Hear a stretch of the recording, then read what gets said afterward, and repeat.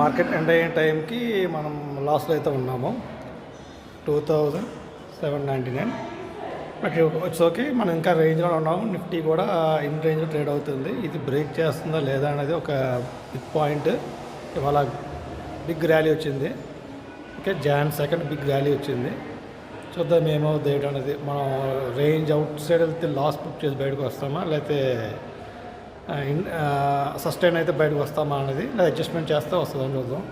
Adjustments ఏం చేయలేదు, ఎందుకంటే ఇన్ రేంజ్లో ఉన్నాం కదా, ఎందుకు అడ్జస్ట్మెంట్ అని నేను చూస్తున్నాను. లెట్స్ ఏమవుతుంది ఏంటనేది.